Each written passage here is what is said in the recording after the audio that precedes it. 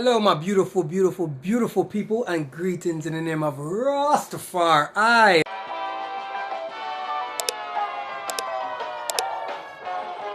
It is I, Jabu, aka Jabulani Ori, artist extraordinaire. At least I like to believe that. Anyway, today I am going to go through the stages of my most recent painting, the Dogon Mask Master. But before I do that, I would like to implore you to go over to my website. And I know a lot of you guys are, and I am so grateful for that. Go over to my website, jahbu.com, and you can have a look at all of my artwork and pick out yourself or a friend or someone you love a beautiful canvas of my artwork. But anyway, my beautiful people, oh, and just to share so you guys could see, this is the smaller canvas. This is starting to become one of my favorites. I like the biggest size, and I like the small ones. I guess I like all of them, but I love the detail. They're high detail canvases. But anyway, have a look on my website. So let's take it over to the screen. All right, so here we are. The Dogon Mask Master, right? I gotta keep adjusting the camera. Anyway, the Dogon Mask Master. This is the finished painting, and I had a lot of fun with this one, man. I just kind of went crazy. I just kind of did whatever I wanted. I kind of freestyled on it a little bit, and it felt good because normally I plan out everything. Anyway, let's take it back to stage one. Let's look at the original sketch, right?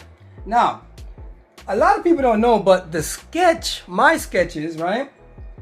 My sketches take forever to do, right? And that's because for me, the sketching it's like the foundation, right? It's the foundation. It is like the building or the roadmap to your building, right? The floor plan, if you will, right? So I like to sketch out everything and where it's supposed to go, but I kind of just kept it loose and not sketch. I don't like sketching out every finite detail because I rather paint that, right? But anyway, so this is the first step, a sketch, which it takes me typically about a week and a half to get everything the way I want it. Because like I said, it's a floor plan and it has to be correct, right? At least so I can read it, right? So sometimes I'll even write notes on it, right? But anyway, so the next step, put in big blocks of painting. Big blocks of painting. Big blocks of paint, right? And this is also a very, very, very important part of the process. Blocking around this time, right? I am able to put in value, right? Value is very important. Value is just light to dark, right? I'm able to map that out where it needs to go and where it needs to be, right? So I know, okay, the light is going to be coming from this area and it's going to fall on his face, on his nose. You're going to have highlights in there. The hand in the back, remember things that are further away tend to be a little bit lighter. So the hand here is lighter. Let me just switch make my brush bigger. So the hand here is lighter than the hand in the foreground, right? So even on the feet, like if you look at the feet, right? I have some light coming up from the bottom. So here is lighter than the top. So I love to experiment with like lighting, right? Okay, so let's go on to the next one. So here you can see big blocks of color. So what I like to do is I pretty much like to take my time and really figure out where is the light gonna land, right? And at this point, I don't even care if the painting is like super beautiful. I just want to make sure everything that is the way I want it to be, right? And it leads up to the final image. So here is about 15% or so done. You can see I start to put in highlights on his head. More highlights are coming. I'm putting a little bit more detail. Typically, I like to focus on the face first because I feel like the face is the most impactful part, or at least of my paintings, right? I try to put a lot of emotion and expression within my I don't like to say subjects, but within my figures or in my characters, I guess, right? So here you can see I start to put in a little bit more detail on the mask. And honestly, I was just having fun with this pattern. I actually get rid of it later on. And sometimes I like to do that, you know. So as you can see on the planet Earth, we got light coming down, hitting this portion of the mask, right? Next stage, you see I started playing around with the eyes, kind of getting crazy. I feel like the best solutions in your painting come from you experimenting. I feel like more people need to experiment with their artwork. Do stuff that you think is wrong, you know what I mean? And see what happens, because you can always correct it, right? You can always go back and correct and fix, right? So here I have green flames coming out, playing on with the flame idea. But you can see more detail is coming in here, right? Like here, I got pretty serious, and then I started adding in heavy detail down in here. I start to add in the houses in the background, clouds here. There are gonna be houses all up and down here in the distance. Getting more of the figure in. So now we go up. See, I'm playing with the background, added in a lot more clouds, a lot more houses, adding in some greenery here. Red complements green, green complements red, so that you can use colors to make things pop or pull things back, right? But you see here, like this face to me is hideous, right? And I kind of did that sometimes I do that intentionally, just so I can like focus on other things like the hands, the whole body, right? I know it sounds weird, but it's just something weird that I do. So next, you can see it's kind of coming together more. I still don't like this face. I add his waistband here with the tassels coming off. I add a lot more tassels coming down here. More houses in the back.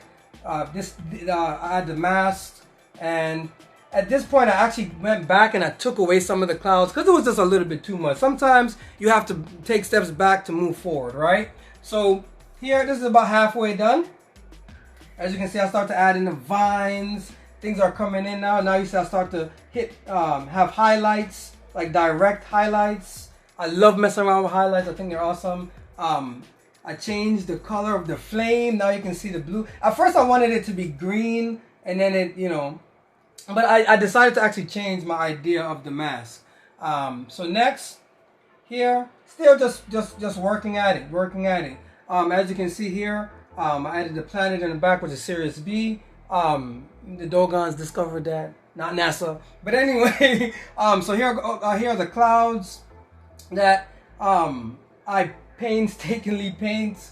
Clouds are hard and easy at the same time for me. It's a solid volumetric thing, right? So it's transparent and opaque at the same time.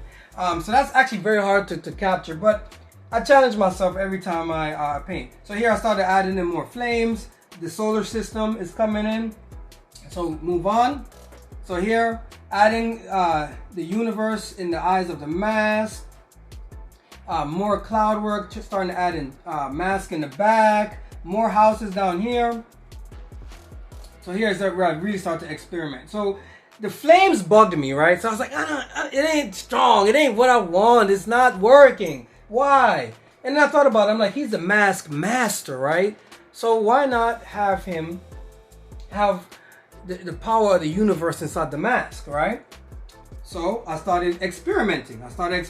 Here. You can see stars coming in, planets here. And now I'm like, I think I'm onto something. I think I got it, right? I started adding more details here with the masks. Here is where I really start to say, okay, I want it to look this way in particular. Because keep in mind, I've been experimenting a lot, right? So as you can see, more details on the hand, on his wristband, more details to his traditional outfit. So here we're coming closer to the end. But if you notice, the face is totally different, right? But a lot of the painting is done, right? But here I still have a lot of work to do. So the point is, you got to go farther than you think you can go, right? Always challenge yourself. You see? So now I'm starting to add in more environmental light around here in the back, starting to push things back, trying to add more little masks, add more detail to the foliage, so you can see it really building up, right? So this is where I ended up. But I decided to change the face late in the game. Sometimes I do that because I figure, hey, I'm not gonna release something I don't like. Like, I have to like it, and for me, my standards for myself, they're really high. I put them really high because I feel like if you don't keep yourself in check, no one else can or will, right? You gotta, it's self-discipline, it's self-motivation, and it's self-belief that can translate in your work no matter what you do. You know what I mean? But anyway, here I went all out with the universe now. I'm like, okay, this guy has the power to make any mask, right? And any mask, let's make each mask a realm or universe or a galaxy or something. So that's what I was trying to portray here. So here you can see the nebulous clouds. Back here, maybe behind his hand is like a photon star or something. So you see the light source coming in from behind his hand, right? But there's still this void here. So it almost looks like a portal. And that's very, very intentional. I added more clouds up here. I feel like I love clouds, but I hate clouds at the same time. More expressive flames, you know? Because mask making in itself is very expressive. Adding surface lighting, surface highlights here coming from the green in the background, right? So his face is totally different. And this is where I end up, right? So I hope you guys enjoyed this explanation. I hope it wasn't too crazy, too confusing. But please head over to my website and check it out. I hope you guys have a wonderful, wonderful, wonderful week. Take care of yourselves. One love. Peace.